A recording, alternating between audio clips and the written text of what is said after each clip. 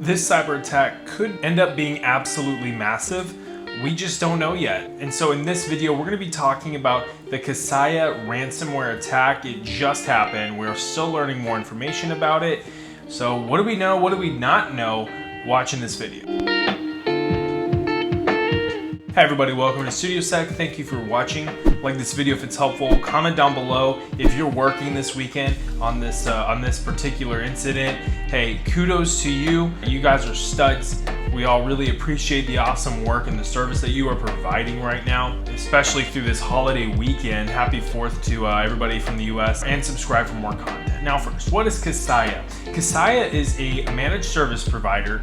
They provide IT software and services to other managed service providers. And so what that ends up meaning is that one client to Kaseya may end up having up to thousands of their own clients because they are their own managed service provider. And that also means that, you know, an update from Kaseya gets pushed to not only Kaseya's clients, but it could also end up getting pushed to clients from Kaseya's clients. Now, Kaseya just announced yesterday that they had been breached in a ransomware attack by REvil. You may be familiar with this group. They're the Russian criminal gang that hacked the meat plant earlier this year.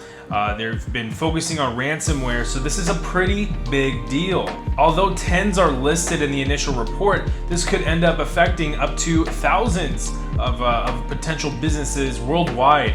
And so the scope, we're still learning about this. The scope could end up being potentially huge, although again, right now we are still trying to assess the situation. It could, you know, maybe not be that big. So stay tuned. So here's what we know. We know that Kaseya suffered a breach. We don't know necessarily yet if it was from a 0-day or if it came from some other kind of method of getting in. So we're really kind of still trying to figure that out. I've seen in some places that it was in fact a 0-day. Which one we don't know yet. So Printer Spooler Nightmare was just an attack that was released, and if that's part of it, then I'll go into a deeper dive on that later in a later video. As of right now, it's understood that only Kaseya's on-prem customers were affected. As a precaution, Kaseya turned off their software as a service servers to all their cloud customers. And so that has really limited the number of potential victims to, as Kaseya claims, is 8 of their own clients. Now, mind you, each one of these clients are themselves managed service providers. So each one could have anywhere from tens to thousands of their own clients. Now, right now, the running figure is that this could affect up to 200 businesses, just from the listing that they mentioned and the 3 that are working with Huntress Labs. And if you're not familiar with Huntress Labs, it's basically a cybersecurity company. So they are working this case, and they've mentioned that 200 is kind of that number to look for there. Now, how does this ransomware work? Now, REvil's ransomware basically uses a still not revoked Windows certificate. It basically it poses as an earlier version of Windows Defender, and that allows it to bypass antivirus. And then it also allows the ransomware to execute and then propagate throughout a system. So we'll talk about this here in just a second, but that's kind of the thing that makes this particularly malicious, is that it can bypass AV so well. So far, it's been seen that ransoms have started at $45,000. Now, this is on a per system basis. Sometimes you'll see in a ransomware attack, the group will ask for a bulk ransom payment from the target organization, and they will decrypt all the different infected systems. However, this is system by system, and so that could end up totaling a whole lot of money. But also, it could be a problem for REvil themselves, processing those payments if they get paid out, or handling the communications if this attack continues to propagate across a larger and larger network. Now let's talk about some third order effects here. You know, what kind of real world consequences are happening right now? Well, 800 stores in Sweden have been shut down as a result of this attack. So although, again, this is happening in cyberspace, this has real world tangible effects.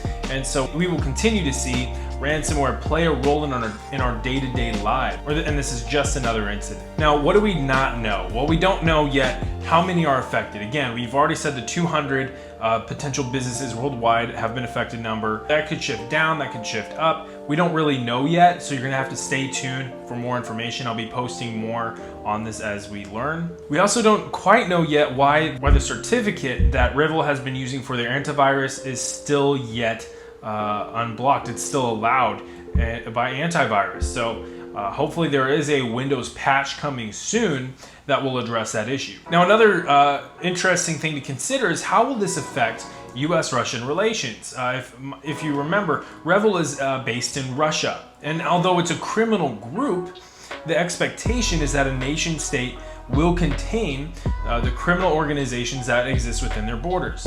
Now, REvil has obviously, this isn't the first time we've seen REvil, and it's also not the first time that we've seen a Russian hacker group impacting international services and US service, particularly with ransomware. We've already seen SolarWinds happen because of a Russian hacker group that may or may not be associated with Russian intelligence.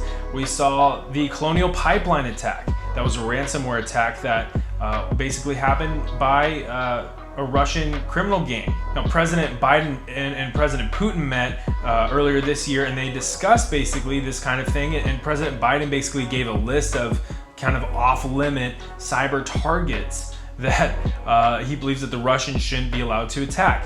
And I chuckled there because, I mean, sure, you can tell the Russians, hey, don't attack this. And that's a great thing that you can do. You can check the box and say, hey, we told them not to do it and they did it anyway, because they're gonna do it anyway. And even if they don't do it themselves, even if they don't do it, you know, by the GRU or the SVR or what have you, they will do so by a proxy. And I'm not necessarily saying that REvil is a Russian proxy, but it just seems kind of hard for me personally to believe that they are not abundantly aware of REvil's existence and their activities by now, and that they haven't been able to put some sort of cap. Either they don't care, at which point they're liable and they are to some degree responsible, or they're approving, and that's even worse. So, you know, we'll really have to wait and see how this plays out. And if you remember, also this year, President Biden declared that ransomware attacks will be handled similar to terrorism. So it won't be shocking if this incident is passed on to various members of the intelligence community and the military to remediate the situation.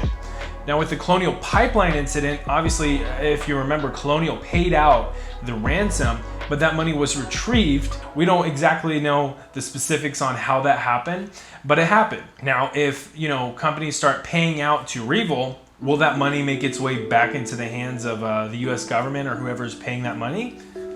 We'll find out. Now, the main thing to consider here is, you know, what happens next. Obviously, this situation is going to have to play out. We're going to have to continue to assess, you know, the scope. We're going to have to continue to assess the impact. However, what does this mean in the big picture? Will these attacks just continue indefinitely until either, you know, on the US side, we've beefed up cybersecurity enough to the point where these attacks are much, much less common and everybody's kind of on it in terms of, you know, protecting themselves from ransomware? Or, you know, will people start being held liable? Will people start being held responsible? We'll really have to wait and see. So with all that being said, we'll continue to monitor the situation. Like, comment, subscribe. We'll see you next time.